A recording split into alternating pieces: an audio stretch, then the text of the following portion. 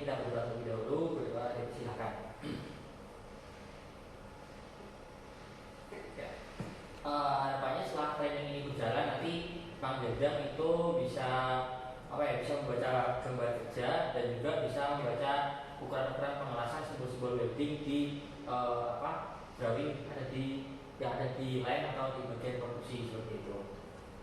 Nah, untuk mempelajari simbol pengelasan kita harus belajar terlebih dahulu mengenai simbol-simbol dari bentuk-bentuk pengelasan.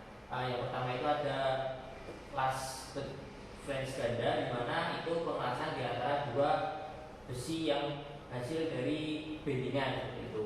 Kemudian ada las bujur sangkar itu pada gambar. Nah, untuk diproduksi di sini sendiri yang untuk produksinya sendiri itu kebanyakan adalah dilakukan las fillet seperti ini, yang simbol yang ilustrasi seperti ini.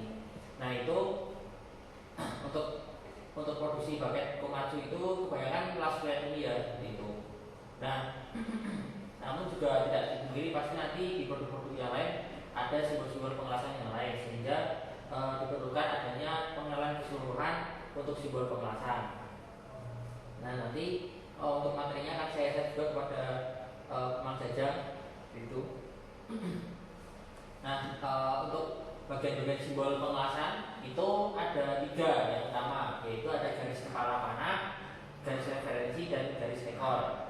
Di mana untuk garis kepala panah itu berfungsi menunjukkan posisi pengelasan yang dimaksud oleh simbol tersebut. Kemudian ada garis referensi yang nantinya itu di situ terdapat referensi-referensi atau perintah-perintah dari perintah-perintah dari pengelasan, misalkan dari ukuran pengelasan, kemudian harus pengelasan itu seperti apa. Nah, untuk garis ekor ini biasanya terdapat tambahan-tambahan informasi mengenai tambahan perintah pengelasan yang khusus seperti itu.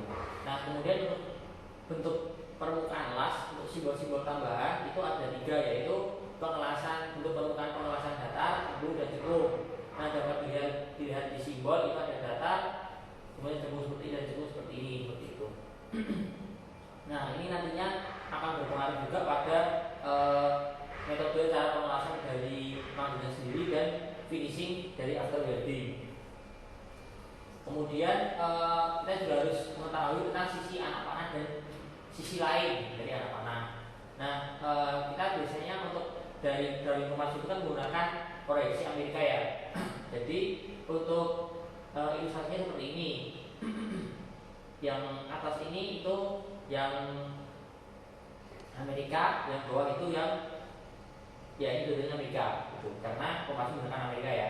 Nah, kemudian untuk ilustrasinya seperti ini, ketika simbol pengelasan itu ditunjuk pada bagiannya. Nah, ketika simbol Amerika itu nanti yang dilakukan pengelasan adalah yang ditunjuk sesuai dengan arah kepala panah itu.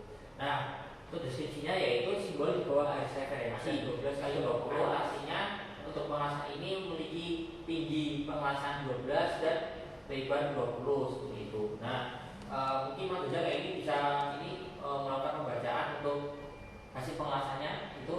Nah, ini mungkin bisa Mas Jajang jelaskan gitu.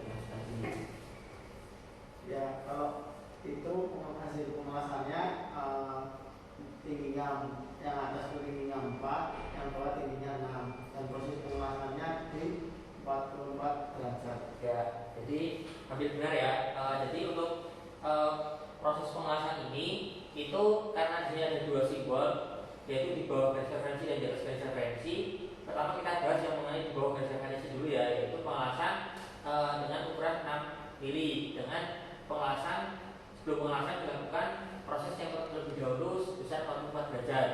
Nah, pengelasan ini 6 mili ini dilakukan pada bagian yang ditunjuk karena simbol ini terletak di bawah garis referensi. Kemudian yang kedua mengenai simbol yang berada di atas garis referensi, yaitu dengan ukuran 4 mili seperti itu. Nah, itu dilakukan di sebaliknya dari sisi sebaliknya dari bagian yang ditunjuk itu sebelah sini. Tuh. Nah, ini dilakukan pada pengelasan antara sambungan ransel dan skin. Nah, kemudian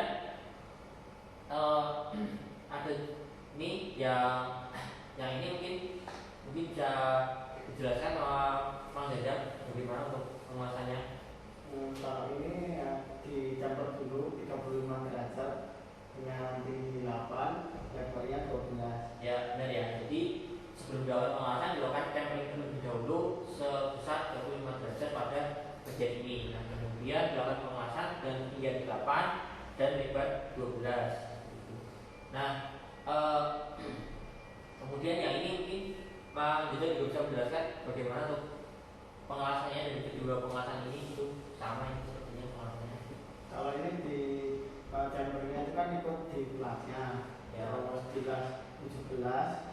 Setelah itu di kelas agak kembung itu dengan tinggi 25. Ya, jadi untuk lebih benar ya, jadi untuk pengelasan ini itu dilakukan pertama dilakukan chamber terlebih dahulu untuk media pengelasannya, dilakukan chamber dengan kedalaman 17 dan dengan suhu 35 derajat. Nah setelah dilakukan chamber itu dilakukan pengelasan dengan ukuran tinggi dan lebar 25 mili dan pengelasan itu harus dibentuk dengan kembung seperti ini. Gitu. Jadi di sini ada definisi terlebih dahulu juga. Nah untuk training dasar untuk pengelasan ini mungkin materi cukup di sini dulu ya. Nah ini nanti dari Mang Jajang mungkin bisa mengerjakan soal yang saya berikan biar nanti juga mulai terbiasa dengan kasus-kasus yang ada di lapangan untuk pembacaan simbol Belvin pada di lapangan untuk pakai PC210 sendiri gitu untuk produksi PT Komatsu. Nah silakan Mas Mang Jajang untuk mengerjakan soalnya.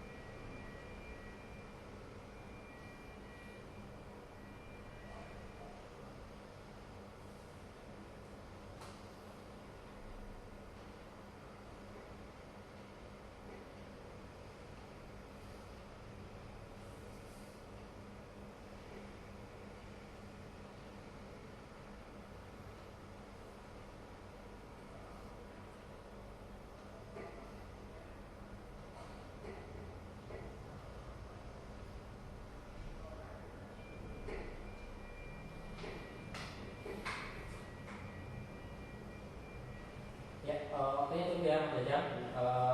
Nanti untuk hasilnya itu akan masuk ke Google Drive saya karena Mas Jajang tadi kan mengerjakan lewat link yang saya kerjakan ya, yang saya sudah berikan ke Mas Jajang di link memakai Google Form ya, gitu. Nah harapannya nanti setelah ada training ini, setelah pelaksanaan training ini nanti Mas Jajang untuk melakukan pengelasan itu untuk hasil ukurannya sesuai dengan drawing dan juga tidak perlu lagi untuk bertanya ke produksi atau ke season yang lain untuk pengelasan pada bagian-bagian tertentu yang dilakukan pengelasan oleh Mas Jajang itu. Nah terima kasih Mas Jajang sudah bersedia